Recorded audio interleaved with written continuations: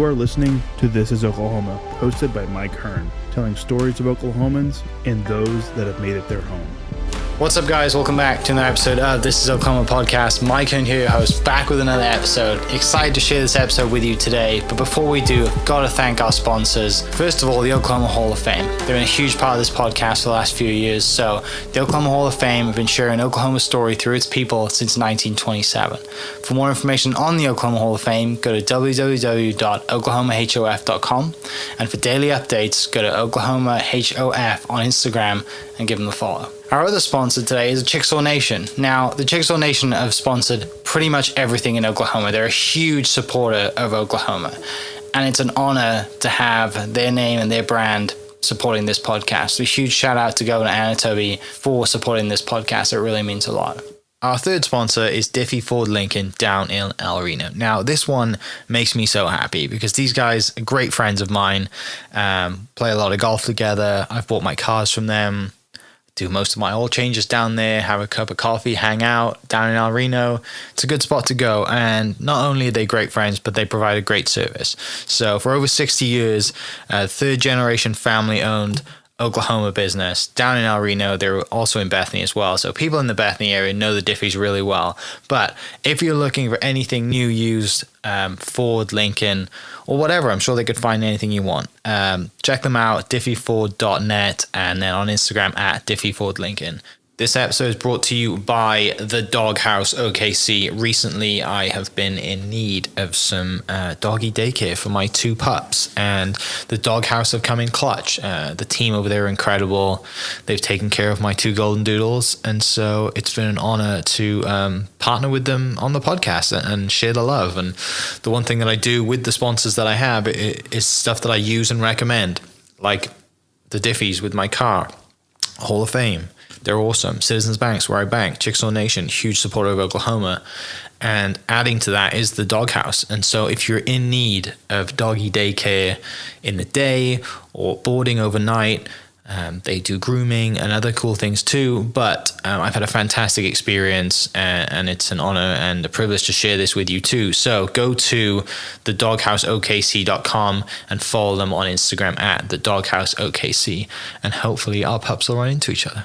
What's up, guys? Welcome back to another episode of This is Oklahoma. Mike Hearn here, host, back with another episode. Gives me great pleasure to introduce Lauren Bond to the podcast from Quintessa Marketing and the Give 50 Pledge. Lauren's CEO and founder. I am so excited to dive into this because I love your backstory.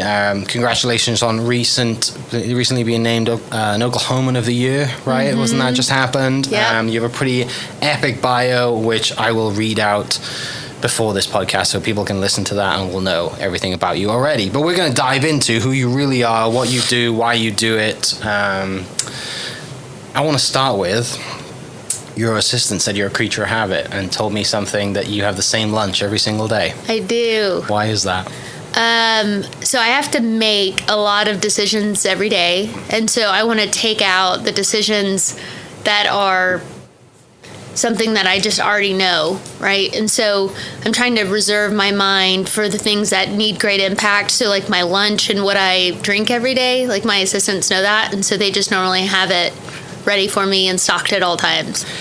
Most people listening probably won't realize this, but there's real science behind that. Yeah. Right? Like I pretty much wear the same thing every day, jeans and a black t-shirt.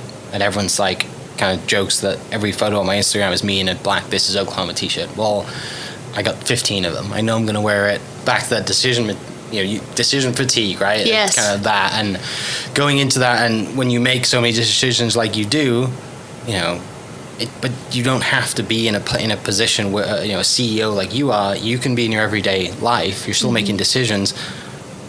But if you take one of those decisions out, it's amazing how much it frees up your mind, right? How many times you sit in your closet, it's probably worse for women than it is for guys. Oh, 100%. You sit in your closet and you're like, what am I going to wear today, right? Yeah, so the difference though, I will say, so like my closet's my happy place. Okay. So it's like my joy. But even like my son, he's 16 months old, he comes in my closet and like we sit in there, and so he loves looking at all the clothes and all the pretty things. Yeah. So.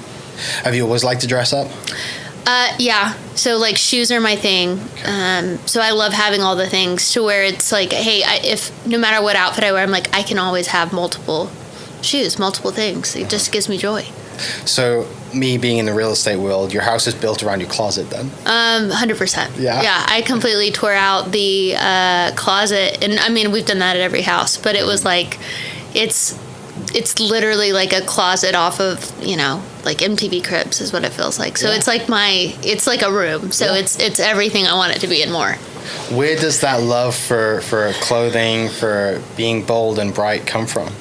So, my dad was a real estate appraiser, and so he still is, but I would go to these homes in Nichols Hills, and my dad hated it because every time he took me, I'd be like, so what do you do? Like, I always want to know, like, what do you do? And I would see these just insane closets and designer purses and wanted to know, what did I have to do to get that? And so I always told my dad, I'm like, I'm going to have a nicer closet than you've ever seen. And he's like, okay. And, and now I do. But it was like from a very young age, I'm like, I want those things. Like, I want to be able to have what they have. Yeah. And so it was just a goal that was set from a very young age.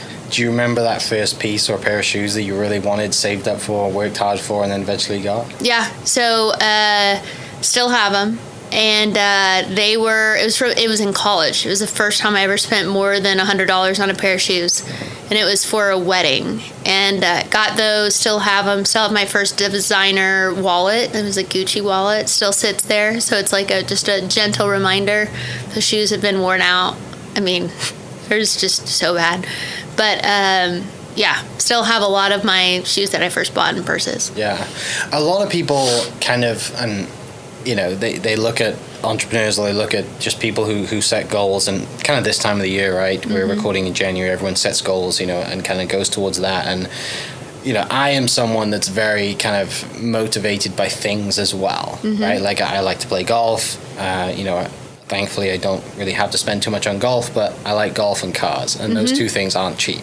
No. Right? But there is something that I think there's a lot of bad press out there that says you shouldn't be doing that. But at the same time, we have to find ways to motivate ourselves. So I wonder if you've come across that, in your path, of like, oh, why do you need those shiny shoes? Or why do you need another pair of shoes? But there's a different reason for it, because by motivating you, you're doing good to eventually reward yourself with.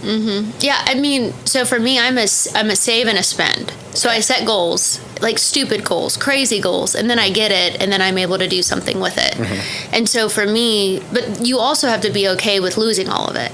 If I'm defined by the shoe or defined by the purse, then it's like, if someone says like, hey, that's a really expensive purse, I'm like, yeah, and if it burned down tomorrow, would I be sad? Okay, but like, I can make it again. Like, I can figure that out. But it's the being competitive with yourself and like out saving and doing things that have never been done before. So that's just a goal. And I did it with cars too. I'm a big car person, not a golfer. I'm a really good golf cart driver for my husband, but that's about it. That's the extent of my golf play.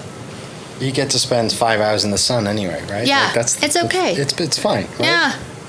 And also, you get to save yourself from the mental anguish of playing golf, because it's not easy. I think you would see clubs flying if I was there. That's not, because I'm not going to do something unless I can be good at it. Have you read the book Die With Zero? It's a good one. It kind of, based on what you just said, it's a lot about effectively dying with all of your money spent, right? And no one does that, because we're always kind of either in a state of, we have to save, and there's an exercise. The book does this exercise of basically there's periods in your life where you should go and spend money on doing things. Like in your 20s, it's okay to backpack, around Europe and stay in hostels, versus trying to do it in your 50s. It's not cool. You don't want to sleep in a tent with 20 other people. Right. It's really cool and just kind of resonated. And a really cool book that I think you should. It's tiny, but you'd really enjoy it, because it make a lot of sense with, and also goes into the same thing of giving away, right, which is a huge part of your story, and, being here to see the impact rather than just like, oh, I've passed now. When I pass, I'm going to give everything to this local university or a charity or whatever it is, but you don't get to see that. No. And so it's a really good book. I recommend everyone should kind of read it and take that, because I don't think we spend enough money on ourselves. I think I'm guilty of this, of not celebrating our wins as much, right? But clearly it sounds like you're very good at that, which is, I think a great quality. Well, I mean, I think people put I don't know. In the Bible, it says to be fruitful and multiply. I don't think it comes to, just having kids. I think God calls you to do that with businesses and kind of everything you touch. So I think of the Midas touch. I think of it of if you have this irrational gift of generosity, or if you're really good at businesses, then what if you could multiply your business more by giving away more? And that's just such a backwards thought. A lot of people don't think that way, and so we're really trying to change and flip that for people and just get people to try something differently. Because when you stop holding on to it so tightly and you get your employees partnered with you on it, like you grow if you find the right people. Yeah. Well, it comes down to that too, right? And I think I read a recent interview of yours. I think it might have been in the Journal Record that said you had 27 interviews, like the day you did or maybe it was the day you had your Woman of the Year award. Yeah. Like, we're always trying to find new people and build a team, and I think there's a lot to be said about that too, right? But oh yeah. I think in the article it said that you're getting them to buy in, because a lot of people are having trouble with the latest generation workforce, and not us. Not us, right? No, I mean we've hired 50 people in the last 90 days, and I'd say most of them are for our intake floor, and they're all predominantly younger. Mm-hmm. I mean, not by any design. It's just like it's a sales environment, so it's not like boiler room by any means. But I mean, it's $22 an hour plus commission, and it's it's grueling. So like it's a young man's game, and we just give everyone the opportunity, and if they seize it, they can do really well here. Yeah. Well, which I know we'll get into, and everything else that kind of I've mentioned in the bio a little bit. Before we do, you mentioned a Bible verse just now and some faith-based stuff. Where does that start for you? Was that very early on? So I went to Christian Heritage. So I was raised Southern Baptist, raised in church. My parents, still really involved at church, but it's just something that was instilled in me from a very young age, and something that really, I think, it shaped my life. And thinking that you're doing more than just living for yourself on a day-to-day basis. So it started with that, and I had good role models for that. My mom and dad did a great job. Yeah. Brothers and sisters growing up? Yes, so an older brother, 2 younger sisters. Okay, so the middle child syndrome. I know, but they called me the general, so I always told them what to do. So whether they wanted to or not, I still do it to this day. But now they call me with legal stuff, so it's like that's the only time they need me, is if it's like something important. But I'm glad, like, if you need something important, you're calling me for that, not for something petty. But Any of your family members work in the business? No, absolutely not. No, wouldn't do it. It's not worth it. They would get fired. Yeah. I mean, it's because it's like, who you are outside of work is way different than who you are at work. I'm like, our motto is world domination of the personal injury market. Like, the general is what comes to play. It's not like, the sister that you used to boss around or, try to. So it's a little bit different. So on the other side of that too, your employees would get a complete shock if they saw you around your family, just total guard dropped, general brains turned off, you're like with your family hanging out. Yeah, I mean, so whenever my goal, and I tell everyone, when I'm at work, I'm at work. And when I'm at home, I'm at home. Like, it's a completely different person. And so my goal, though, is that my kids can see I am all mom, like I can be all boss, but like when I'm there, like I'm their mom, and when I'm with my husband, then I'm his wife. And it's for sure a fine balance. But yeah, I mean, I was walking in, I think it was like, I don't know if it was New Year's Day or maybe it was the day after Thanksgiving, but we were dropping off donuts, and I had my 16-month-old. And I think a lot of people on our floor were like, "Oh my gosh, like this is really different." Because I'm like baby talking, and they're like, "Wow, this is not the normal CEO that I see walking through and talking to us about leads and encouragement." It's just a little bit different. Yeah, it's good for them to see both, though, right? To know that you are a human being. You're a mom. Human, you have a life outside of this place. Yeah, I tell everyone, I'm like, we don't have 5 kids. We have 175 kids. Like we have, each one of you like are very important to us, and so, but it was a lot of fun. Yeah, growing up, in not a small family, but not with having siblings and the family that you have, did you always want to have a big family yourself? Yeah, always. Yeah. It just was in the cards. My mom was a stay-at-home mom until after I graduated high school, so she was always there. And then my dad started his own company whenever I was born. So he was the only employee, self-employed. But yeah, I mean, always knew I wanted a big family, loved the chaos, loved being close with everybody. Didn't love having my clothes being stolen. Maybe that's why I wanted nice clothes too, so that no one else could take them. But yeah, I mean, that was always in the picture. Yeah, and growing up, and like you already mentioned, going to appraisals with your dad and watching your dad, grow his own business and be an entrepreneur. Was that ingrained in you as well? Do you as well as your family go into being entrepreneurs? Are your siblings entrepreneurs as well? Well, so my youngest sister is an RN. Okay. And then my middle sister, she works with like New Skin, so it's like a multi-level marketing.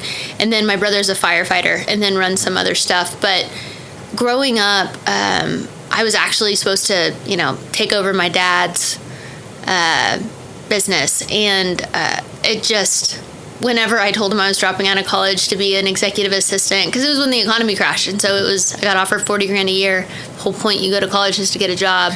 I thought, I just crushed everyone's spirits. Like I just, it ended up being a good decision, but I did not have the support at the time. They were very unhappy with me. Yeah. Yeah. When you were in high school and you choose to go to university, what were the kind of deciding factors for you to go to university, and also where you chose to go to school? So I went to UCO. Okay. And really wanted to be in the presidential leadership. And a lot of my friends went there, and I didn't want to do the sorority thing. I wanted to stay close to home, and my brother was there. And so the deal was, my dad got us a house and was like, if you go there, you get A's and B's, then I'll pay for your rent. And so it was like, I didn't have a choice. No, there was no other college that I could do that, because I was like, well, what if you did it in Norman? It was no. Yeah. So that was, having a roof over my head, because he was like, your job is to go to school, and then if you get a C, then you're done. You have to pay rent. And sure enough, that happened. I got a C, and then I had to pay rent for a few months until I got it up, and then I was able to get back in good graces. Even though leading up to that, before you get the C and have to start paying rent, are you working side jobs, or are you just like, I'm in college, I'm living my dream right now and having a great time? Like, I would work with my dad if I needed money, because it'd be like $100. Before, when we were young, you get a pop and a Snickers, and that was payment. But now it's like, no, I know what I'm worth. You had you for that 100%, long. 100%, yeah. But we were the write-offs. But I mean, I would work with him, and then I worked at Chili's. I opened the one in Midwest City, and that was like super eye-opening, because it was my first like reality check of like what life is. And so I used that for, money, but not for bills or anything like that. My parents really helped with that side, so I was super fortunate. So you're in a leadership role at Chili's when you opened the Midwest City one? So I started as just a normal server, moved to bartender. I was going to do corporate training, and then moved over to the bank and was starting to just kind of like move my way up. And what's funny is there's still people, not that there's anything wrong with it, but still people that I worked with when I opened the Chili's, like I've gone back there, I'm like, they're still there. Like it's crazy. I'm like, that's a grueling lifestyle, and I do not miss those days at all. Yeah. What leads you to go to the bank from Chili's? Just opportunity, just growing, and wanted to dress up and like do nice things and look nice. And it was a pay decrease, but it was like the kind of the junk you put up with being a bartender. It was like, this is not, I don't want to do this the rest of my life. I want to, move to a different environment. And so that was one of the first steps. Yeah. When you were at the bank, did you learn anything? Anything stand out to you that you hadn't learned just at Chili's, in a completely different environment?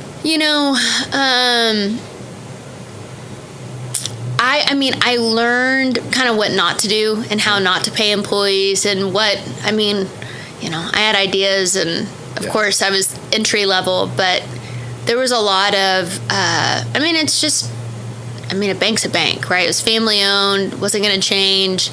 And so I just did a lot of like observing, and I had access to a lot of really interesting people that were, high net worth. I always loved seeing like bank accounts and the interest they earned. That to me was the coolest thing. I'm like, okay, so how much money do I have to make to be able to open this? Okay, but FDIC, you can only be insured for this. So it was just super interesting, like learning all the different facets of a bank. Mm-hmm. You miss anything from those days? Absolutely not. No. What I realized is I'm not good at having a boss. So it's really good. I was always destined to run my own company. Yeah. Mm-hmm. So take me then to you getting an offer. How do you get the offer to go to Dallas, and that whole kind of thing of, you know, telling your mom and dad, sorry, I'm dropping out, and like how long is that between everything we just talked about? Yeah, crushing my parents' dreams. Yeah, it was in '08 when the economy crashed. So I was working at AT&T, so it was like the next kind of move up, and I was selling cell phones, and a guy came in to return a cell phone. And I still remember the phone. It was a Moto Q, and it was when the iPhone had like started coming out, and it was super expensive. And he was going to return it and get the iPhone, and he just didn't know how to use it. So I sold it back to him and showed him how to use it. And he was like, "You've got to come and work with me. Like, I work with personal injury lawyers. I'm doing TV commercials. Really need an executive assistant." And I'm like, "What in the world is a personal injury lawyer?" But he was like, "Well, but by the way, you'd have to spend a few days in Dallas." And I'm like, "I don't care what it is, I'm going." Like, because you made it if you moved like to Dallas. And so that was really why I went down. And I started as an executive assistant, I was just kind of like the gopher, like picking them up from the airport, bringing them to TV commercial shoots. Got lost several times in Dallas. It was horrible. And while driving them, so they did not have any faith in my driving and direction ability. You know, a couple of times I had to get rescued by the owner. It was so bad. Like, the attorney took over driving one time because there was construction. I ended up on the wrong highway. Like, it was a hot mess, but we got through it. And but I moved my way up in the company. So I was an executive assistant, and then SEO came about. We were paying a guy out in LA $50,000 a month to be able to run our attorneys. And I asked him, I said, if I could run one of our attorneys and I can do the same results or better, would you give me the rest and give me profit sharing? And the owners were like, yeah, you can do that. And they like scoffed about it, and I'm like, write it down. And they did. And then so the next month I took it, and then we took all of the attorneys back, and then like I had them ranked all #1 within like 45 days.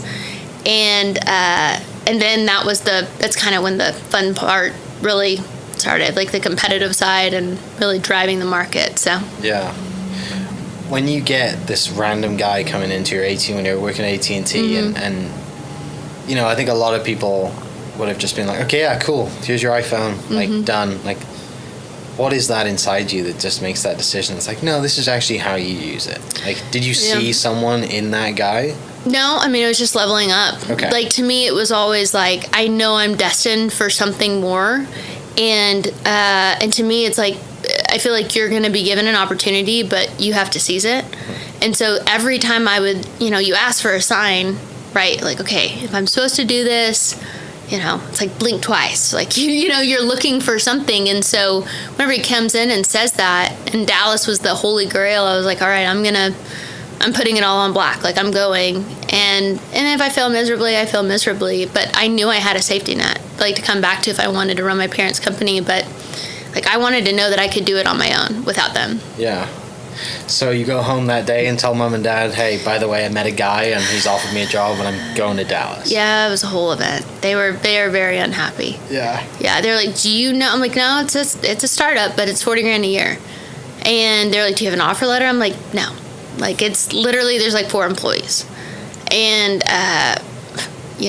I pray that I have as much grace as my parents did. Like, thinking of like one of my kids coming to me now, I'd be like, no, I'm going to go meet him. I'm going to go meet this person and make sure that he's legit. But, no, but I mean, they were upset at first, but they got it. Like, they knew that I always was going to do something more. And they knew if they told me no, I was just going to go do it anyways. And so they were like, they needed to support me on that side. So you pack up the car and packed up the car and left and went down to Dallas, and I did back and forth for a little bit and then moved down there whenever I knew it was going to be full time. Mm-hmm. So and loved it. Do you have friends down there to hang out with, stay with, live with? No. Do you got your own place down there? Yeah, I got my own place. I mean, even when I was in Dallas, like, I worked like 60, 80 hours a week, so I didn't have friends. I mean, work was my life. Like, it was a grueling time for sure, but it was eat, sleep, breathe, work. And did that for 8 to 10 years. So then we'd just come home on the weekends because I'm like, I had my friends and my family here. I didn't need, more in Dallas. So what was it initially when you get down there that's like, you've got the excitement. I'm going to Dallas. I got 40 grand a year. The market's, not doing great. The economy's not doing great, but I have this opportunity. What keeps that going? What lights the fire when you find that, like, oh my gosh, I loved it, because at this point I assume you knew nothing about injury lawyers and all this stuff, right? So there has to be something that's like, oh, I love doing this. And to make you work 70, 80 hours a week away from home and your family and 3 hours away, and what's the fuel? I mean, well, one, like, these guys, some of them were worth $100 million, $200 million. They're driving Bentleys. They're driving Rolls Royce. They're flying in on private planes. And I'm like, what are you doing and how do I do it? Like, that was it. That was my first introduction to true wealth. And I saw, guys that would have high integrity and guys that had none. And I really was just observing. And to me, it was such an unprecedented opportunity that I would have never gotten in Oklahoma. Like, just never would have gotten. And in Dallas, like, money's everywhere. So, and then these guys were flying in from all over the U.S. So then I'm hearing about every state, every market, what they're doing, groundbreaking legislation, tort reform. I'm like, I have no idea what any of this is because you're in a bubble in Oklahoma.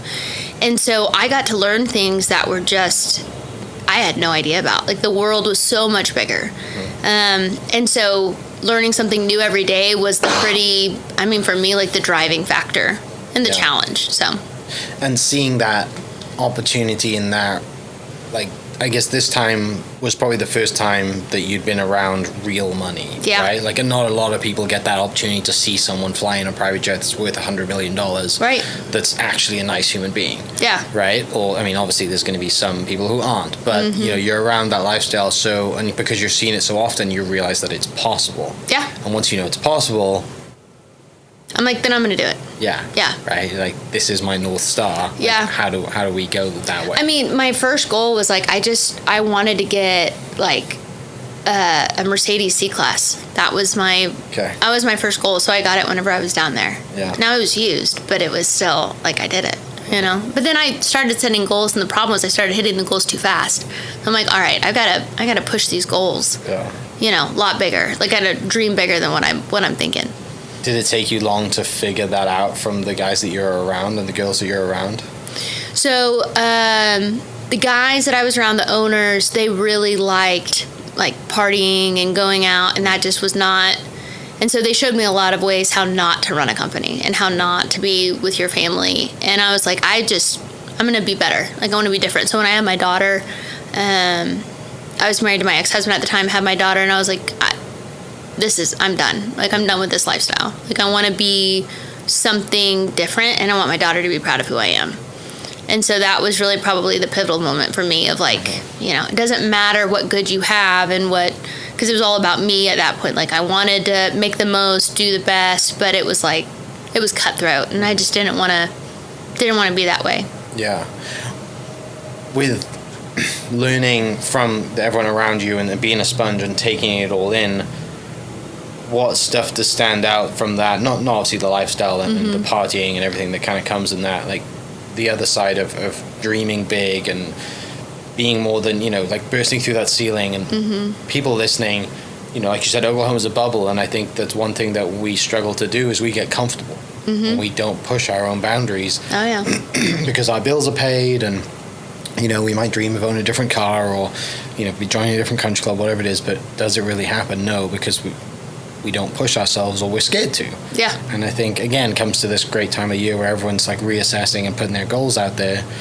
Was there anything that stood out to you while you were down there of, these guys are setting, like, astronomical goals and working towards that kind of really shifted your mindset? I mean, a lot of these guys were the first to advertise in the 1980s, whenever it became legal. Okay. So, like, they were disruptors in the industry. And seeing what they did and the amount of, like, wealth they amassed from being the first to market, it was like, all you just need to seize one opportunity.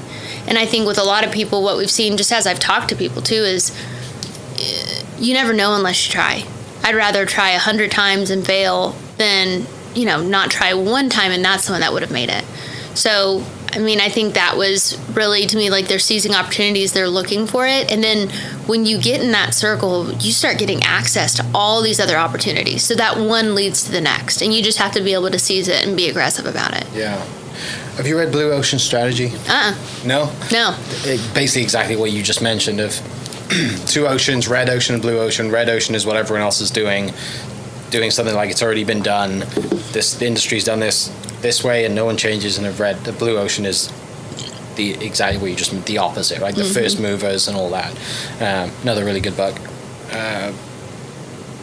So for people listening, clarify exactly what you did for 8 to 10 years then in that industry.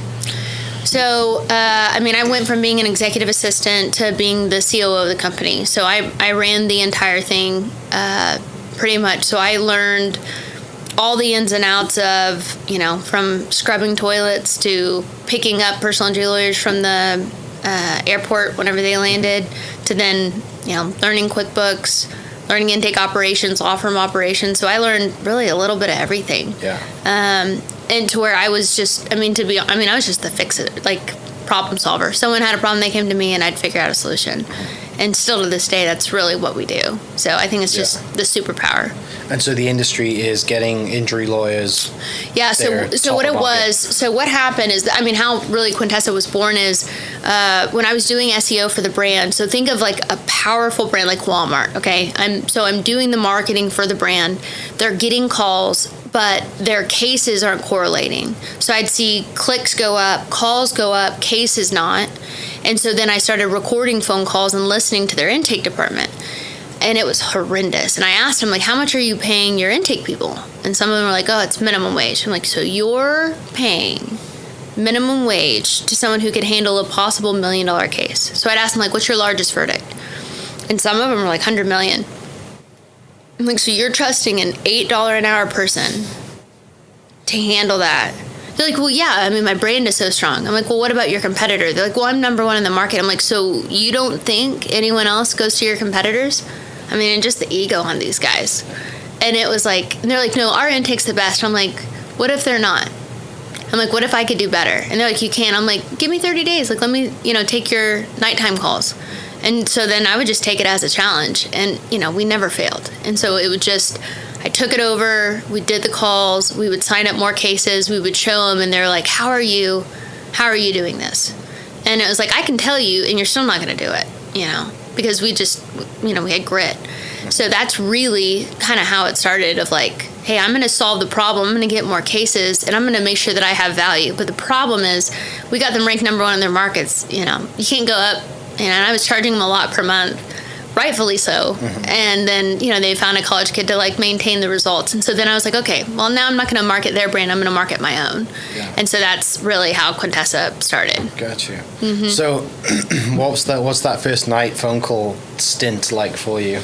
What do you remember? I was handling it myself. Yeah. And so I just talked to them. So my brother, whenever we were in college, he was hit over the head with a liquor bottle at a party. And so I had dealt with a personal injury case and he got a settlement from it. And I remember going into deposition. I remember talking to attorneys. I remember my brother just yelling in pain. I remember the whole thing. And so I just talked to them. I just put myself in that. And I'm like, okay, empathy, I remember what this was like. I've been in a car accident before, nothing horrible, but it was, I'm just going to treat others the way they want to be treated, the way I do. And it was 80-90% signing rate. And so it was, whenever we talked and trained people, it was, hey, this is your mom, this is your sister, this is your dad. If you don't like them, find someone that you actually like it's your boyfriend or whatever. But imagine that person on the line, and if they were hurt, how would you talk to them? So you put mirrors in front of them and talk to them and, grade in real time, coach in real time. And we just knocked it out of the park. Yeah. Tell me more about when you realized that the company you work for was paying, $50,000 a month, and you're like, hey, give me time and sell. Let's see if we can do better. Tell me about those 30, 45 days you mentioned taking it over. We charged them a monthly fee, and then we would take over their nighttime calls and be their nighttime kind of agents, and then their weekends. And we paid hourly plus a bonus for whatever they signed. And so that's how it all kind of started. Of like, what if you made it performance? Now you have to meet your qualifications, but like, what if you could think differently and not pay $8 an hour? And so I think we were like maybe 12 or 14 an hour, which back then, like, that was good money. It was more than you could make at any other call center, and that we're actually doing inbound sales. And so that's how it started. And so this is for the company that you're working for at the time, not Quintessa at this point. No, this was just performance, really, like after hours, right? So they're still doing their own brand. After I left there, whenever I had my daughter and I decided to stop, one of my old clients called me and said, "Hey, I want you to do what you did in Dallas and come do it for me in Newport Beach." And I was like, okay. Well, I had said, like, sounds great. I'm like, and I love Newport because I feel like it's very conservative. It was like Oklahoma with a beach. Everyone's super nice. I was like, I can do this. So I'd spend a week there and a week. So then I got to learn like the operations of a law firm. So I got to learn what it was. So I actually got to like send demands and talk to insurance adjusters and get settlements in. So I got to learn the advertising side, the operation side, the finance side. Like, this is, and I became more powerful because knowledge is power. Right? So I got to learn everything there was to know about a law firm. How old are you at this point when you go to California? Oh, man. So I've had the company since, what is this? So 16. So this is right before, so 15. Okay. So 2015. So I'm about to turn 39. So yeah, I mean 29. Okay. Started it, and then my goal was I wanted to make my first $1 million before I was 30. That was my goal. And I felt like if I was the COO of a law firm, I'd be able to profit share and I'd be able to do that. But what was cool is I went out there and I was hiring employees, and they're super expensive in LA. And I just said, hey, like, what if I could just do this in Oklahoma and pay that, but you still pay me what I was, making here, but transfer it to a per lead basis. And he was like, absolutely. I'm like, so you'd pay for how many? He's like, get me 500, I'll pay you for 500. And I was like, okay. And so started it like in May, and then I was able to do my first $1 million in my first year. And so that was like I just couldn't even believe it. Yeah. How did you celebrate? So I bought a G-Wagon. That was my first, so that was my goal of like, okay, I'm going to get a G-Wagon. And then I was like, I got to get some bigger goals. Like, I can't just be about cars and like trips. Like, I need something more, because like it's new car smell only lasts for so long, right? And you got to do something different. So yeah. How do you set your goals? It depends. So now goals are really based on, we project forward for the year, and then I know quarter by quarter how much we're going to make, and then I back into goals personally, professionally, and then for our family. So we have goals kind of every year. So we sit down, my husband and I would talk about them, and then I sit down with my executive team and talk about our goals as a company, and then we bite them off in 90-day chunks. So for 90 days, I'm focused on, 3 things personally that I'm focused on. And then the next 90 days, I set the next 3 things or whatever. Same for family and same for office. What are your goals right now? So one of the biggest thing this year is quality. Okay. So it's really easy. I think the busier you get, the bigger you get, to let your calendar get occupied with stuff that you shouldn't and things that don't make an impact. So I've now I have a chief of staff now, and then some other people, and I told our executive team, like, I'm stepping out of the monotony of like the day-to-day, like that's what you guys are here for, and I'm going to move back into the big vision, the stuff that you want me to do and the big impact. And same with like our family, like really diving into the quality, because kids are getting older, and so we want to spend more time with them. And so quality time is what I'm doing. So whenever I'm home, phone's down, because I could work 24/7 if I wanted to, because there's always a new idea, always something. But yeah, quality for sure is what I'm really invested in, kind of on all fronts. How long did it take you your parents to forgive you dropping out of college? So, I mean, they still give me crap. So, but also, like, here's what's great though too. My siblings, that's the only thing we have on you is that we have a degree. You should just go and do it. I know. No. I'm good. I kind of I like saying it. Like I like when they're like, here's your Christmas present next year. I actually got myself a degree, or 4 years, or whatever it is. I'm gonna try to talk to OU to just give me like an honorary. Like, can we just talk about it? Like, what do I need to do? Who do I need to talk to just walk across that stage? All the time. I think it's a great idea. People who make an impact. I think so. Just an honorary degree, because then I can say I didn't go to I didn't finish college, but I got an honorary degree. Sometimes they give you honorary doctorates too, and you could have your siblings call you doctor. I think that's what we should strive for. I think we set the bar a little bit higher. Honorary doctorate. I think we just go ahead and just make a shameless plug for a doctorate. You know, I would love to see the look on your family's face when you walk in at wherever it is in your robe and gown and the whole thing. Doctor. When they do, you must now address me as doctor. I think now I have to. Now that I've been given this idea, I'm like, hey, listen, what do I got to do? What goals do I need to achieve to be without going to school for it? I think it's great. We can cut that out of the podcast so they don't know, so that they're really surprised when it happens. That's great. Oh, that's brilliant. Mm-hmm. So 90-day chunks. Yep. Which is it's funny you say that. I have a calendar in the house. It's just a whiteboard, and it's literally just 90 days. Yeah. And it's scientific. That's all you can do. That's all you can focus on. Mm-hmm. And even that is like, you look up and it's like, oh my gosh, like it's the end of 90 days. I mean, weeks are flying by, but if you're not planning out 90 days, like you look up and the end of the year's here. Yeah. Right? And you're like, what did I do? What value did I get out of 365 days? Really pointed. So like one of the things I'll ask our kids to know if like the Christmas was worthwhile, I'm like, what'd you get last Christmas? What was your present? And they'll be like, I'm like, yeah, we're not doing that this year. Like we're gonna do like a trip, something you're gonna remember. Yeah. So it's like same thing. Like you want to look back at 90 days or a year and say, what did I do? Like what impact did I bring? Yeah. You know? How old are your kids? So they are 14, 10, 9, 8, and 16 months. Okay. Are they making lemonade, our modern day version of lemonade stands and selling stuff online yet? So our daughter is going to start working with us this summer. So they don't get it, right? Of course not, you know. Yeah. My daughter, the first plane I ever bought, she came on, she's like, well, I was just on a big plane, Southwest plane, why can't you get one of those?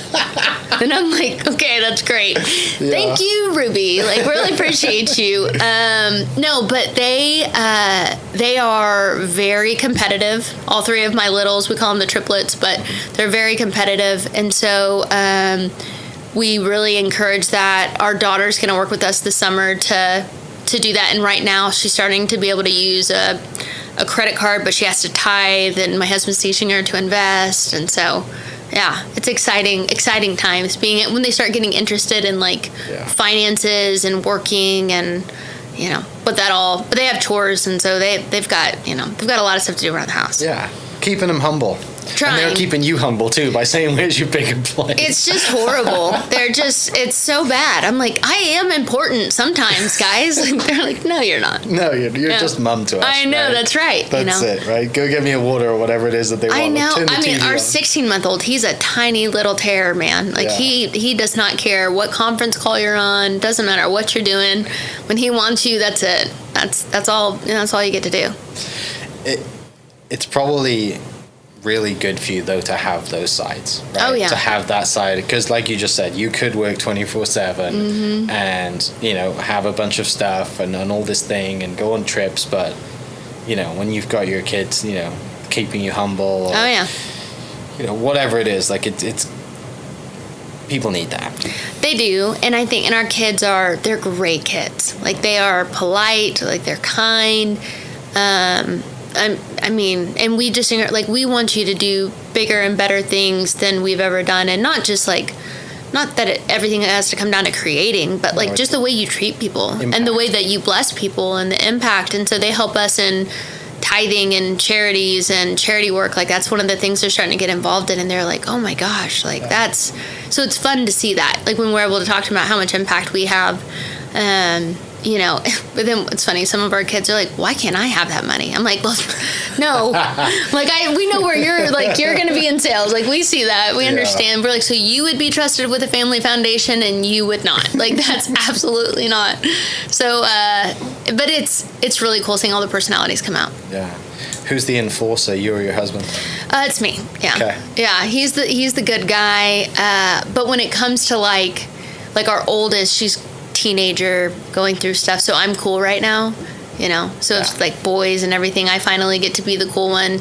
But with the triplets, like they love dad because they're, you know, they got a 3D printer for Christmas, so they're like printing every single thing. But Wilder, our youngest 16-month-old, he's all mom, so it's, you know, so I'm like, I've got our oldest and our youngest. You've got the three terrors. Like that's fine. I'm okay with it right now. That's awesome to have that. And also to have just like, you know, that sales mentality in you that is kind of keeping them, no, you're going to work for it, right? Like, you can have big goals, but we're going to show you what hard work is, right? And keep you occupied and keep you focused on, you know, this is what you get from hard work, right? Versus just like, oh yeah, you can have this and you can have this. And look, you've earned the right to baby your kids, but also sitting here listening to you talk now, you're not going to give them anything for nothing, right? No, listen, like they're going to be just as equally challenged, but I also feel like my whole goal is for them not to be jerks when they grow up. Like you're not going to go through what I went through. Yeah. Not that I had some like savage childhood or anything, but still it's like, you know, I want them to know what it's like to work for $1. Yeah. And to have stewardship, because I think that's something that's really missing out, you know, in today's society. Do you remember the first time you gave money away as a kid? So, you know, my dad, it really kind of started with him. So he was he was stone cold, but he was a softie. So like he looks kind of like he belongs in the mafia because he has like a gold chain and like gold rings, and he looks kind of Italian, but he's not. But he is like soft as a teddy bear. So we were at Sam's and we were shopping, and there was a lady behind us, and she had like a Build-A-Bear. It had like 2 carts full, and he asked the cashier, and he's like, "Hey, how much is it for all of that basket?" And he's like, "Well, I don't know." And he's like getting pissed off at the guy. He's like, "Just tell me give me a roundabout number. Like, get one. Tell him we want to buy them. I don't care." And so he rang him up, and he's like, "Don't tell her until we're like exited." And so he did it, and then he didn't ask for any accolades, didn't do anything. And I saw him do like over and over. And so growing up, I always like tipped more. I always gave more, but it was always very like a feeling. So I'm like, oh, okay, I'm supposed to give $20 to the Sonic girl, right? But it was never like, okay, monthly, this is what I'm going to do. So I was raised very generous by my dad, and he, you know, things were tight. We went to private Christian school. He was the only one working, so we worked all the time. So, but he taught me that. And so I really lived kind of that way. Always felt like I did. And then I feel like what you do with a little, you do with a lot. Yeah. Do you see yourself as more like your mom or your dad? I feel like I'm really a blend. So like I'm my mom's twin, but you know, my mom is more social. I'm more like ambivert. Like I can if I want to, and my dad's like antisocial, and so I feel like I'm kind of a blend of that. I'm more risk tolerant like my mom, but I get a little bit of my wisdom from my dad. So I feel like I'm a good blend, but spitting image of my mom. I couldn't get away with anything growing up. Yeah, she would get calls. So yeah, you're not taking her ID to go out. 100%. I could have. Like people are like, oh, is she your sister? I'm like, she's in her 60s. Like I'm in my 30s. Thank you very much. It makes her feel great. I know. She's like, oh, tell me more. Yeah. No. Yeah. She was here yesterday in her fur coat, and they were like talking to her. I was like, just go on. Like, just stop it. Yeah, she's great. It's lots of fun. What are the ways that you've been able to reward your parents? I mean, my goal is to retire him, and I'll be there. So. Is your dad like you in the way that he wouldn't let you retire him? Well, I mean, to keep working. Well, he would probably do it, but I would want him to do it because he wanted to. Yeah. Not because he had to. Yeah. So that to me is my big thing. So like I know the number that it is, and so to me, I'm like, hey, listen, like everything you've done for us, but. You know, we try and take him on trips or, do stuff. But my dad will get really mad if we try to do anything. I'm like, the whole point, like, you paid for I haven't paid you back yet, so just back off. Like, let me just keep paying you back. Yeah. So that's normally how I get away with it. That's awesome. Yeah. We just had Christmas. You got three other siblings. Like, Christmas was probably a riot. Oh yeah. Yeah. Yeah, absolutely. It's there's always someone arguing. There's always something, a sister, like, squabble, right? It's always something. But there's 13 grandkids, 12 of them under 10.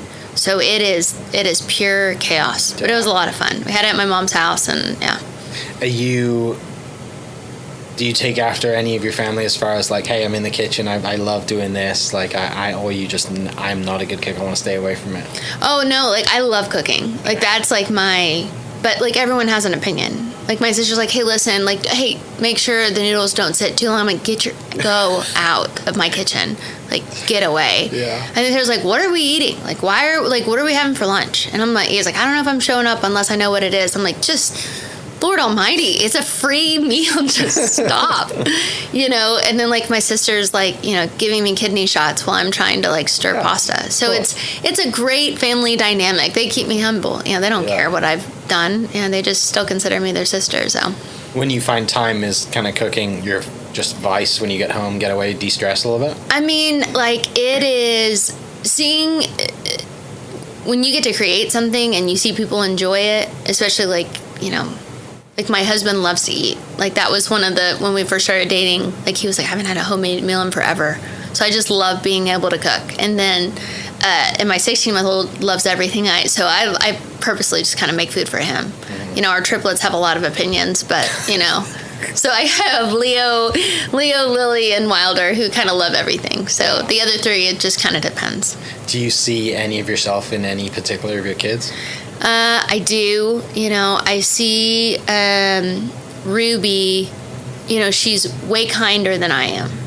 So she's, I'd say, not been tarnished by the world. I think is the easiest way to say it. And she is just light of the room. So she's going to be better than anything I've ever been able to do, but she is stubborn.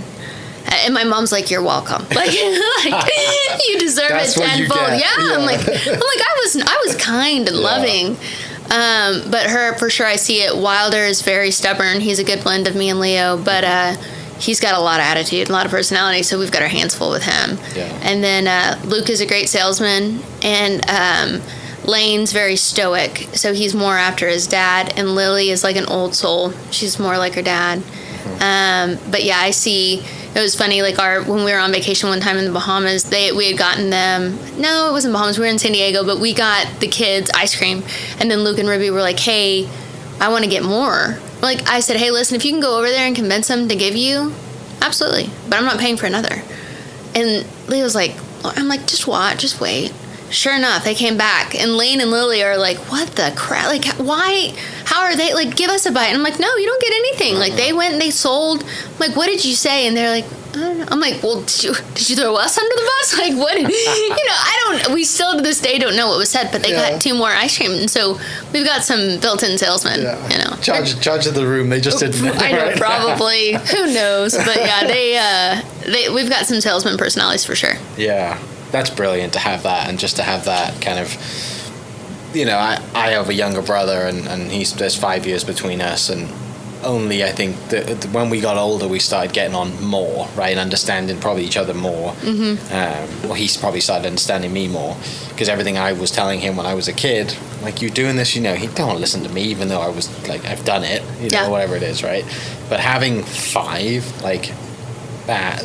It just seems cool to me to have that. It's a lot of fun. For you to sit back and watch them and do little things like that, and just be like, no, just see what we'll see what happens. Oh yeah, it's and then also too, like, our oldest now, she lets, like, her friends are around, and so, and we've got the cool cars, and so they want to come over, and we have lots of land, and that was the deal. Like, I wanted the nice house, I wanted the things, because I wanted everyone to come, because that's how it was with my mom and dad. We were always there. And I think now I know it's because then we couldn't get in trouble, or as much trouble as we probably could have going over to someone else's house. But yeah, I mean, for us, it was like, I want everyone here. I want all of our kids to want to come home and to want to be with us. And so that's what we've tried to create. Yeah. Yeah, my friend of mine said this kind of the same thing. He's like, I want to have a pool because I get to keep an eye on my kids, and 2, everybody gets to come to exactly the same way, right? Not just, I want a pool, who doesn't? But when you're a parent and you put it that way, you're like, yeah, because you always remember that growing up, that parents or the friends of yours had the cool house, right? Or had the pool, and you always wanted to go to their house, right? And that, to be able to give that to your kids. Yeah, and that's what I've told our oldest. I'm like, you can have friends over anytime you want here. Doesn't mean you can go there all the time, but you can always have anyone here. So I'm trying to, stash up some stuff with her. Credit. But yeah, I'm trying. It doesn't always work. It'll be fine. It'll work out. Yeah. Does she share your kind of passion for bright clothes and shoes? No. Not at all? No, she's not. I mean, she loves my Aviator Nation stuff, but she's got a size 11 foot, so she can't fit into my shoes. Ruby, we don't know what she's gonna be, but Ruby shares the hot pink Barbie and all that. Lily's getting more into it, so I purposely buy her brighter clothes, and she's like, I love them. I'm like, well, whether you do or not, You're getting them. Yeah. But yeah, she, I mean, she's getting there. I mean, teenagers are a whole different force now. Yeah. I'm like, so you want sweatpants? This is what you want to wear to school? Aviator Okay. Nation sweatpants. This is just nuts. It's, but it is what it is. Yeah. I had a uniform when I went to school, so we couldn't really dress up. It was about a coat. There was about as much as we could dress up. So. Yeah, I mean, we had to wear the long skirts. I didn't get to wear khakis until junior. I didn't have jeans. Yeah. Now they can wear. I mean, now you go back to private Christian school. I'm like, what are they wearing? This is not okay. I never got to wear any of this. That is not dress code appropriate. Yeah. But it's a lot different now.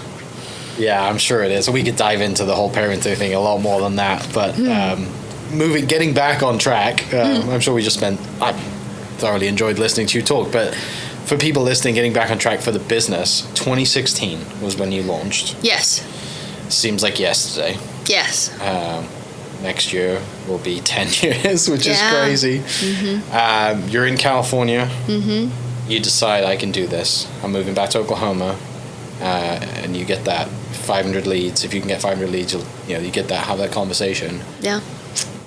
Where do you decide to? Could you decide to come back to Oklahoma City? Do you decide to come back home? Mm-hmm. Do you miss home? And then you're launching a business. You're going out on your own. You said you're 29 years old at that point. Yeah. Take me there. So, going through a divorce, and again, raised private Christian school. You don't get divorced. Yeah. That's a problem. You get married, you stay married, you make babies. That's literally what you do, and you stay at home. So I kind of disrupted all of that. And so that was a really hard year, trying to figure that out with my parents, trying to get them on board with the divorce.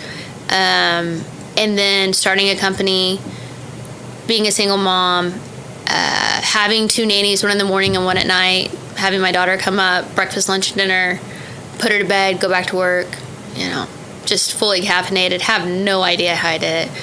I mean, it was we call it was the divorce diet. It was vodka and cigarettes. I have no idea how, you survive, but you do.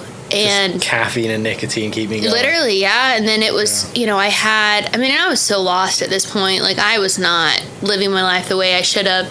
I knew how I should, but I was so angry about going through a divorce and just some stuff that had happened. So I had a lot of anger, and so I just kind of put it all into work, and was like, I'm not going to fail. I'll figure it out. So it was more through, day one, opened up the company, served with a lawsuit from my ex-employer, and it was, nice. So it was an event, never been sued before, but it was, okay, I've got to, I'm either going to go bankrupt, or I'm going to knock it out of the park. Mm-hmm. And I have, my parents don't understand what I do. I've really kind of lost my friends, going through a divorce. I have my daughter. I want her to know what's supposed to happen. And I'm going to just figure it out. And so it was every day figuring out something, and I had to come up with the most elementary system of red, yellow, green. Green was I got to eat out. Yellow was I had to eat at home, and red was I was going to my mom and dad's. They had to feed me, and steal toilet paper and go home. You know what I mean? I'm not gonna have room for groceries or normal stuff. So, but yeah, that's kind of how it started first year, And then we started making money. And then we just, he told a friend told a friend, and then before you know it, like, we were just off like gangbusters. Yeah. So. Same model, same business, same industry that you've grown up and learned about since you moved to Dallas and obviously went to LA for. Yeah, the only thing that was different is instead of doing their URL, it was like, okay, if I can do it for them, what if I could do it for me? Yeah. Like, can I compete in a market with a number one attorney?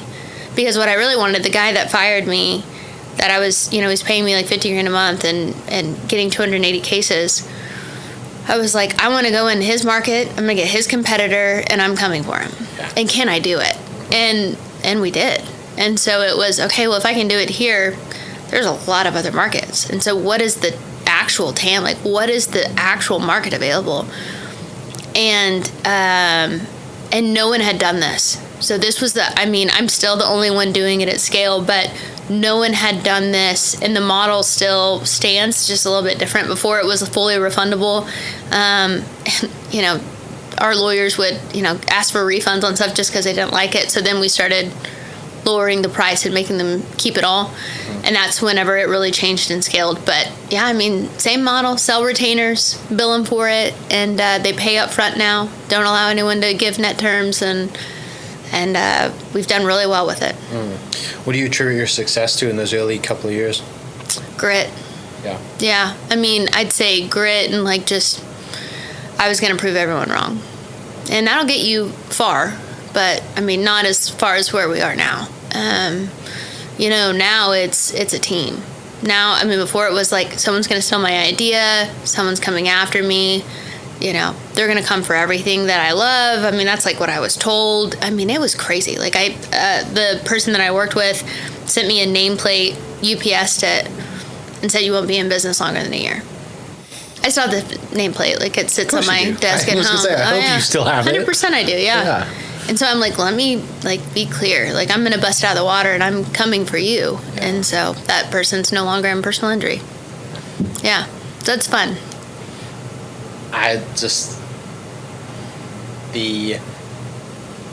Watching you say that and the smile that you have, the satisfaction that you have for proving people wrong, I hope everybody gets to experience that one day. Yeah. Right? For themselves. It's I'll tell you, I think motivation's motivation. Yeah. Right? And to me, I'm like, if you tell someone you can't do it, like, watch them succeed. And I tell all of them, I'm like, I hope you do. Right? Like, I want you to break through barriers and do the things, but I also want you to feel the support, right? I didn't have an option, right? Like, I was a single mom. I was unemployable because, I couldn't work at Paycom. I was the CEO of a company, but I didn't have a degree. And because I didn't have a piece of paper, I couldn't get hired anywhere. So I was unemployable. I'm like, I ran, a $20 million company, and, I can't get entry level anywhere. And it was all because of the degree. So it was I had no other choice but to, open up my own company. Is that what frustrates you about the corporate world today? It's the stupidest thing. Right? Oh my gosh. It's like, so you're telling me a piece of paper is what gets you. And now I feel like it's changed a lot because they had to. But to me, I'm like, I don't care what you've done. I don't care where you've come from. I'm going to give you an opportunity. And you should seize it, because there's no reason I should be where I'm at now. Absolutely not. And so that's why we partner with the people we partner with, give and take the opportunities that they do. So you go out onto my floor and it's just full of cubes, and you see a whole blend of people, and it's intentional, because we want to give everyone the opportunity that they should to make great money. If we give you the opportunity, you squander it, then it's on you, Right. Yeah. You're giving them the opportunity. It's all they can ask for, right? Yeah. Versus, there's plenty of people out there that would tell you that the latest generation wants everything given to them. But also, there's people that we grew up with that are like that as well. There's people that are just entitled in every generation, right? Absolutely. It's not just the current generation that people like to shit on. Yeah. Right? I know some people who are 18, 20 years old that are dominating life. Absolutely. Because they work hard. Yeah. They understand. But also, though, too, you're breaking generational curses. Yeah. So I think you are what you allow. So if your mom and dad taught you welfare mentality, that's what you're going to think you're entitled to. And if, you think you should come out of college and get $60,000 a year, I'm going to push you down to reality and say, absolutely not. Like, you got to work. Yeah. Now I'll give you the opportunity to make it, but you've got to work hard. And so I think a lot of today's generation, they want to make more money because they see like, oh, I could go on TikTok and I could do that. I'm like, hey, listen, you can work 8 hours a day, make $22 an hour, and also you have uncapped commission. So you can make 10 grand a month if you want. Mm-hmm. You can make 12. But it's up to you. Like, what work do you want to put in? Yeah. And so I feel like if you give someone that runway and you show them how to do it and how many signs per day they need to get, then they'll do it. Mm-hmm. I mean, and there's people that won't, and that's fine. But at the end of the day, like, we're trying to make them think different. How'd you go about building out such a great team then?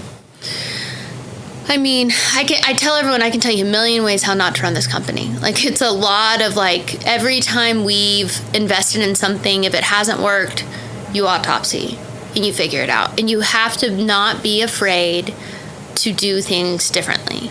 So what I did last year, I'm not doing this year. Like, every single year, every single month, we're almost doing something different. And the reason why we've been successful is because we remain agile. And I think that's the biggest thing. Like, we're not going to have a meeting about a meeting. Like, we had to cut that out. We found out some departments were spending 4 hours in meetings. I'm like, you get 30 minutes a day, and then you need to go do your job. And if you can't, like, you're becoming too corporate. Like, you need to cut it down, right? And so we're really trying to redefine this year, like, what does it look like? Who are we hire? What are we expecting for them to bring? And what kind of impact can they do? What'd you learn from, I guess, I mean, just like last month then, if you're changing every day, like, what do you and also keeping yourself in, even though your company's going to grow and you're going to get more people, keeping yourself in that startup mentality of, like, we can pivot tomorrow if we need to. Yeah. Well, that's the expectation everyone's been given of now. So I don't want them to feel ricochet, right? I don't want them to feel like a slingshot, but I also need them to understand, like, if you want to do the same thing every day, it's not here. Like, we're not going to be here. So what we look at is how can we grow incrementally. So last month we did a change on our intake floor where before we would say, hey, you need to get a minimum of 4 signs a day that meet, quality and that meet contract. The problem was what we were seeing is people were hitting 4 signs a day, but our cost of goods sold was going through the roof because people were trying to race through leads to get 4 as quick as they can. And so this month we pivoted, and I was like, did you know that for every 1% you convert on our floor, it's $1 million extra in revenue a month? And so we're going to stop tying it to signs. We're going to tie it to conversion rate. And then we buy lunches. We bring in lunches every day if they hit certain numbers. So we changed it to conversion rates. So we started testing it. So we did that. And now we're tying our manager's bonus to the conversion rate and our director's bonus to the intake to the conversion rate and the chief to the conversion rate. So we've got everyone speaking the same language. And so now you're seeing that last month they were at 10. Now they're at 12. So they're going to bring in well more than $1 million this month from one idea. And that's, end up being probably 25 million over the next year in just changing the way you think. Yeah. And change the way you bonus, right? And then they get to share in it, because then what we're saying is anything above 12, we're not expecting. You get to share. Yeah. So we're trying to always redefine, like, how can the company make more money? How can they have more impact? And then how can they share in it? So that's what we're constantly trying to fight through. Yeah. How do you maintain the kind of game changer mentality too of doing, being different and kind of pushing those boundaries as well? Like, you kind of mentioned earlier that you've got a chief of staff now and you're taking yourself out of that. Mm-hmm. So you're building more on the vision and the building side of it. During that time, what are you focusing on to make sure that you have those new ideas to get those extra conversion rates and stuff like that? So, I ran the entire company for the first, 5 years. So I was really the subject matter expert. So now what I'm doing is having conversations on, like, what obstacles are you seeing? What obstacles can I remove? What problems are you coming across? So I'm having that. And then I'm spending more time with our clients and seeing, what other things do I need to be doing? Is there an ancillary product I need to bring on? Is there something else that they need help with? So I'm spending more time with the clients and then building up bigger relationships. So then it's like a huge splash. So I may make one a year, but it's $100 million impact. And that's what, I'm really looking for. So I want, on my end, we even have it lined out as an executive, revenue on our P&L, because I want our people to know that I'm not just sitting. that I am actually making an impact, and that they can come to me, as the founder and CEO and say like, hey, I need help here, and I'll dive in and do whatever I need to do. So that's really now more of my role, and it's a fun role, but it's definitely a lot of pressure. I'm like, gotta get that one, gotta figure it out, Well, it also keeps things exciting for you, right? Like, and kind of a little what we said a little bit too is like, people get stale, or they get to a point, and you get to a point where you're like, I've made it. I don't need anything else. Like, I'm good, right? Like, my kids are good. But when you tie it into giving, that you can always give more money, right? You can always make more money to give more away, because you can't impact everybody, by just like saying, I'm sad. Like, right. It might come across in your own mind as being selfish, right? To the point where you're like, I have this ability. I am really good at what I do. I've built this company. I haven't built it to just plateau and chill now. And as much as maybe people idolize that and want to be on a beach or drive a G-Wagon or buy some new shoes, whatever it is. But when we tying into your Give 50, that, and I can't wait to hear about the idea and where that comes from. Like, there's always more to give away, and there's always more to fuel you, versus like, it's inevitable that if you chase cars and houses and trips, that's just going to run out at some point. Because we as human beings get bored pretty easily, right? If you've got to a level where you experience all that stuff. I mean, I just think if you're living for you,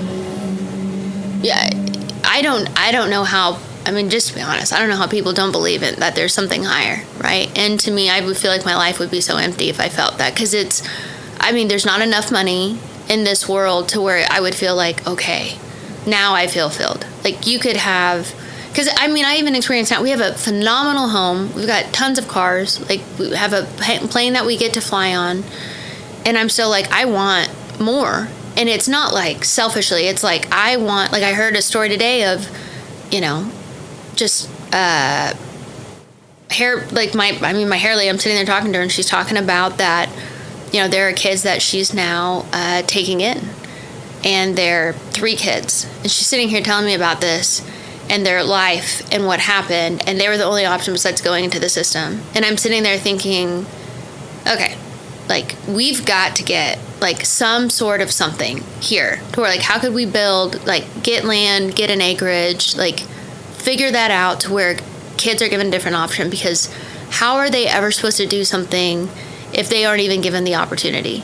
If they have parents that are addicts, or, that don't ever know what to do in business. And so now I'm like, okay, how much is it going to cost? Like, now I'm figuring it all out. And now that's going to be my next thing, right? Of like, how can we redefine what it looks like in Oklahoma to have impact, right? To where, like you said, you can make as much money as you want. My kids are fine. They've got clothes. They eat 3 meals a day. That's more than a lot of kids in Oklahoma. So I'm like, how, and what do you need to change? You need to change these young kids' lives, but you need to chart, like, babies, right? And young kids, like, how can you help them? So that now is like, it's, passion, because I want them to be able to have every opportunity to seize it. So I think that's now the next kind of impact of, like, the bigger Quintessa grows, the more we can impact Oklahoma. And we plan on keeping all of our staffing here. And that's a lot of money we'll be able to put back into the community. And that's, but there's so much red tape, it's crazy. So it's, navigating those waters and really seeing how we can make a difference. Yeah. So I first heard of your name because I had Mickey Ferris on the podcast. Oh, yeah. And so Mickey mentioned your name, and obviously, part of Give 50. And then, so Remerge is the other one, right? You get Infant Crisis Services, Remerge. Is there one more? So YouVersion is one that we partner with. Yeah. So we've got a lot of really big, because I don't feel like there's any greater ROI than the eternal ROI you have. So that, because one story that, a lot of people don't know. I was going to be a missionary growing up. So I felt I was going to go to college, get my international business, fly under like a hedge of protection through that international business, and then be able to pass out Bibles. Okay. And there was something like super traumatic that happened to me, really went away from God for a while. But what's funny is I ended up coming back tenfold, and I'm able to impact more people now through YouVersion. And it's like 10 cents a download. And last year we were able to give like like $2 million away. Yeah. The YouVersion. Like, we were able to do more than I could have ever done and something like that. And so our impact is now way greater. So who would have, you don't grow up thinking you're going to do personal injury advertising as a little girl, right? That's not like dressing up and like, Mom, what do you want to be, like, personal injury advertiser? Yeah. But through this, it's a vehicle. We've brought a lot of light to a lot of communities. Of course it is, yeah. Yeah, it's been pretty amazing. How old were you when you had that traumatic experience? 20. Okay. Yeah. So it was, so I was raped, and I grew up really good Christian girl. I was saving myself for marriage.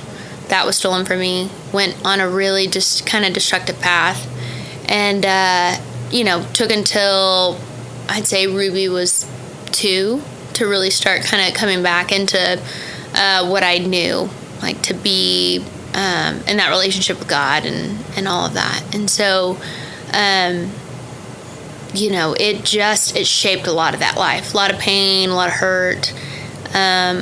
But through that, it set me on a different trajectory that if I wouldn't have had that, I probably wouldn't be where I am today. I mean, I don't think there's any way I would have, because there's no way that person back then would have been able to handle these lawyers. Like, you get a little bit harder. Again, my goal is like my kids can do more than I've ever done without going through the pain I ever went through. Yeah. Yeah. And same with the impact, any of the impact that we have. That's kind of the goal, is like, hear my story, learn from it. How can we help you get there? Right. Yeah. And that's really kind of what we try to do. One of the things when Hillary sent over to me was, let your circumstances refine you, not define you. Yeah. And that's what it came from that. Mm-hmm. Yeah, because I went on a super destructive path, but like, I look at it and I'm like, yeah, it happened, but I mean, what am I going to just go on the rest of my life thinking like victim mentality? Yeah. And I went to counseling, got whole, right, and figured out like, how can I help more? Because it was like, okay, I'm never going to understand why it happened, but if I can help one get through it, then it makes sense in my mind, right? Then I've solved someone else's problem. And so that's really when you chose to look at it through a different lens, then you're able to help some people and learn, and there's ripple effects, and you don't see all of those, but like when you toss a rock and you see like the ripples and they keep going forever, like that's what we hope to see. You get to heaven, you get to see like all these ripples, right, of what you were able to do and impact. Yeah. Do you ever have time to reflect? My husband says if I'm not in chaos, like he doesn't know if I know what to do, but intentionally I will, like, my reflection is like driving with like music, like just kind of aimlessly. That's kind of what I used to do with my best friend in high school. Just, go through my gas money in like 2 days, because it was like driving on I-40 and, connecting I-35 and driving all around. So that's like my space of like, phone's down, music's up, and I just really sit there and reflect. And then every morning I read and I praise and worship, and I normally have like an hour and a half by myself. But then Wilder cries, and then it's an abrupt like check into reality. Yeah. So the car's the only place that I get to have like no interruptions. Okay. Yeah. What are you driving right now? Right now I'm driving a Range Rover, but my car, like my one car that I love, it's a Rolls-Royce Cullinan, and it's hot pink interior. Nice. Yes. Yeah, so that's like I call it the Barbie car. So the kids, rightfully named it, so they love it. Yeah. But the problem is Leo won't drive it, so I only drive it when it's just me. Are you listening to, you mentioned praise and worship music. Yeah. What do you listen to when you're driving? You listen to that as well, or are you like... Oh, no. No. We're listening to... I mean, it's like, it really just kind of depends on the mood. Like, Okay. It can go, like, all the way back to, like, whatever, high school rap. But what's really funny is, like, Lily, our oldest right now, she's playing songs. I'm like, these are from this is 04. And she's like, that's a TikTok video. I'm like, what is happening? Like, they're going back. So now it's been kind of fun reliving that with her. And then there's some songs I'm like, you should not be listening to this, but it's so good. And If only you know what they were actually saying. I know. I'm like, Right. we'll just go, okay, it's okay. And so, but we'll play a lot of country music, but it just kind of depends on like the mood and what it is. Sometimes you go back old school, and sometimes listen to some radio. You a big live music fan? Yes, yeah. So love going to concerts. Doing that. That's always a lot of fun. My husband and I like to travel, so once a month we try to do something, go somewhere. Since Wilder, it's obviously been a little bit different, but we're blended. So every other weekend we used to not have anyone, so we would travel a lot. And then now Wilder's our little travel buddy. He comes with us. Got him at the concert with his headphones on. 100%. No, he's not rocking out. We'll bring his nanny with us, and so Okay. we'll get to have like a night out. Nice. But yeah, it's a lot of fun. Who's next on the concert list for you? So let's see, in May we've got Forrest Frank, but what we like to do is we'll go to the Opry, and yeah. like you can get front row seats for like $200 At the Opry? at the Opry, right? And so $200, and so I took my parents for my dad's birthday in October, not this past October, the October before. Front row, it was John Party's induction. We went to Jeff Ruby's for a meal there. And it was awesome. It was like under $1,000 for 4 front row, and it's almost the best way to see a concert because they sing like their top 5 songs, which is all I care about. Right. And that's anyone who comes there. That's all they're doing. And then Garth Brooks inducted him. We were front row for that, and you can't do that anywhere. So we love going to Nashville. Like that's our place to go. Are you going to see Turnpike and Cross Canadian at Stillwater? So, I'm not like my brother used to open for Cross Canadian. Okay. But he loves that. So you have music in the family then? Yeah, so he plays guitar. My dad plays guitar and he plays piano, and he doesn't know chords. Like he can't read music. He can just listen and play it. He's like super talented. I got none of that. Like that was not... I've just got the business. That's it. But my brother's really, really good. So he's still local artist, still plays and all of that. And then Lizzie and Tori, they don't. Give your brother a shout out. What's his name? Taylor Atkinson. Okay. Yeah. People can hear him. Yeah. Playing. Yeah. He's a firefighter, so he's local and he does a good job. Okay. I will have to find his Instagram and put it in the description. People can go listen to him play. Yeah, you need to. Let's go back to the Give 50 thing, because it still baffles me that anybody in the world would decide to give 50% of their profits away. Actually, it doesn't baffle me at all. I just never met someone that had said to do that, and I want to pick your brain on really what that means for the company, what that means for your employees. When you say, hey, by the way, everything you're working for, we're giving half of it away. Dive into that for me. Well, so right before COVID hit, sitting in live church and hearing a message about irrational generosity. Okay. And I'm sitting with Leo, and I'm hearing them say, like, one time, I gave away a car. I'm like, I've always wanted to give away a car. I want to be like Oprah. Like, I want to give away a car. That's always like, it's like Oprah. You get a car. And I'm like, I want to be that person. Yeah. Like, I want to be this person that gives away a bunch of stuff. And he's like, yeah, and I gave away a house, and I gave away this. And I'm like, okay, now we're like hitting home. And he was like, and he gave the parable of, Jesus telling the rich man, go and give away your income, follow me. And he didn't do it. And I was thinking, like, could I actually do that? Like, if I was called to do this, could I do it? And I'm like, I've got a really bad relationship with money, because I had defined myself by, and it was like, I remember like breaking out in splashes, like just thinking through this mentally of like, this is a problem. And I'm like, if I cannot give away what I have, this is a problem. So I leaned over to my husband. I'm like, hey, I want to give away, like, what can we give away? And he's like, what do you mean? I'm like, I feel like we need to give away. I'm like, what if we gave away 50% of our revenue? He's like, you don't make 50% profit. I'm like, well, what can we do? Like, I'm not a CFO. I'm just the creator, right? Like I don't know the numbers. He's like, you can give away half your profit. I'm like, okay, great. And so this is like in February, or no, it was beginning of March, because I looked it up to verify. And so the first month I'm supposed to give it away, COVID hits. Getting fired from our attorneys in LA. And I'm like, are you sure, God? Like, this is really what you called me to do, like, the first month? Sure enough, wrote the check. And then, like, a few hours later, get a call from an attorney in LA. And he says, hey, heard you're the only one who can provide marketing right now. I need to spend $300,000 a month with you. And I was like, God, like, okay, like, I see you. And, you know, you always hear you cannot give God. And I was like, I'm going to try. Like, how much can I give away? Like, what can I really do? So then it became kind of like a competition of, like, writing that check. Like, people, you know, they say, do it with a joyful heart. I mean, it's like a joyful, competitive heart. Like, you want to make sure you're always giving away more than what you did the last month.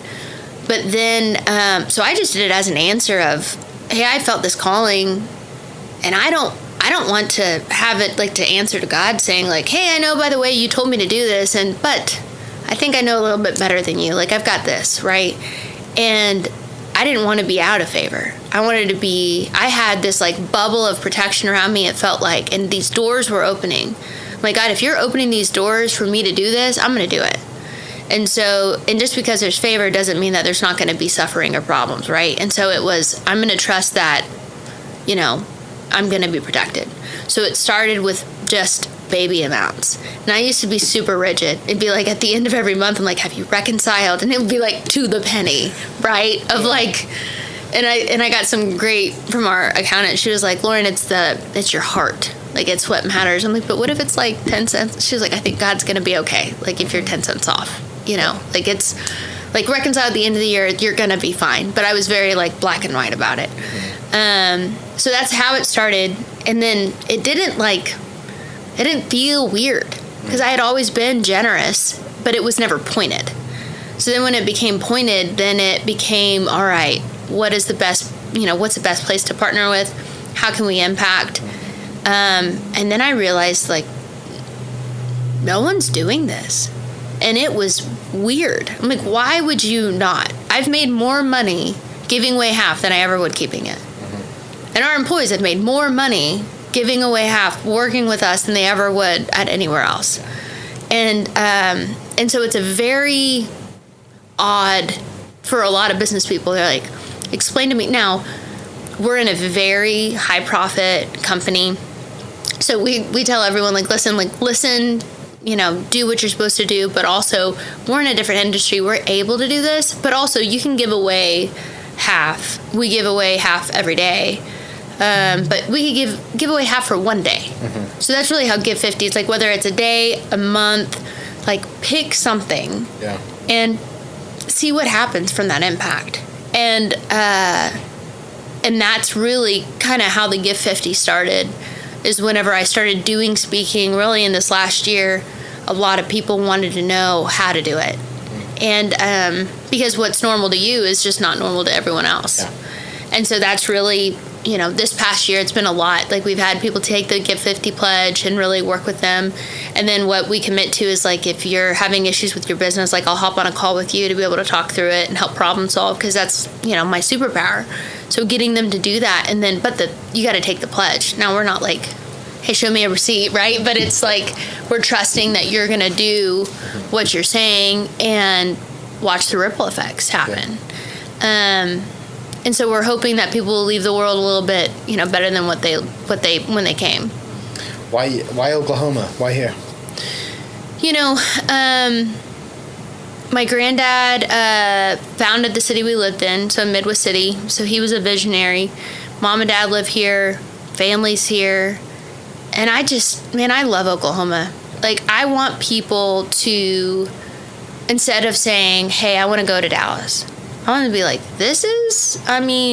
we're moving on up. Like, there's great jobs, there's great opportunities, there's great housing. You know, we're getting better food, we're getting better shopping. Like, Oklahoma is better.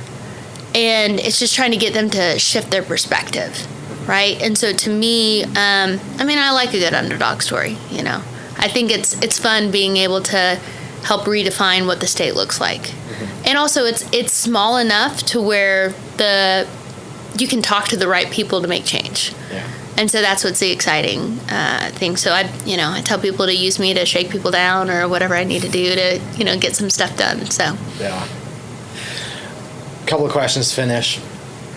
You're going to be 39 this year. Hopefully a long life, prosperous life to go. Mm-hmm. Looking back in 30 years, what's going to make you the most proudest? Outside of your kids. Yeah. Well, I mean, I'd say one, I know our kids, but I want them to know how much their father and I loved each other. Like, that to me is really big. Like, my parents are still, like, gross. Like, they love each other, and it's gross. But it's, but I know that, and I had a model, right? So that's one thing that's really important to me, because I feel like a lot of spouses lose that along the way. But then, two, I want to know that I affected one. And what did that, one person, what were they able to do? So I'd say impact, is to me the biggest thing.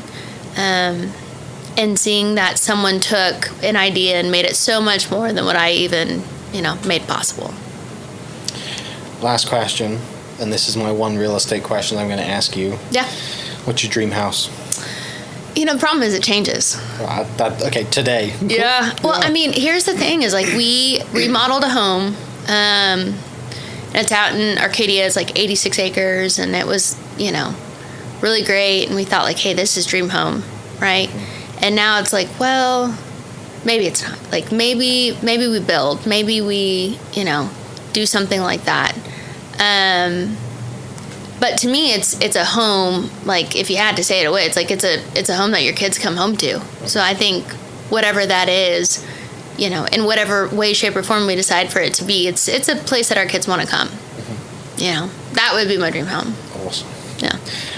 Thank you so much for your time. Yeah, I really thanks for having me. I've taken far too much of it. And yeah, super awesome story. Keep crushing it. I'm sure this is not the last time we're going to do a podcast, because you've got a lot more to give, a lot more to do.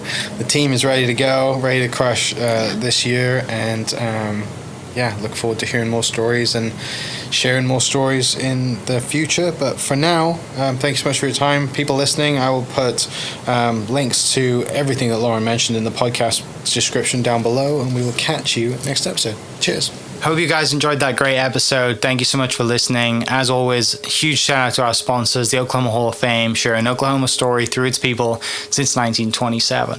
For more information on the Oklahoma Hall of Fame, go to www.oklahomahof.com and follow them on Instagram for daily updates at oklahomahof. Our other sponsor, the Chickasaw Nation, amazing sponsor. They do amazing things for the state, and they're always sponsoring something in Oklahoma. They're a huge supporter of Oklahoma, and without their support, we wouldn't be able to do what we do.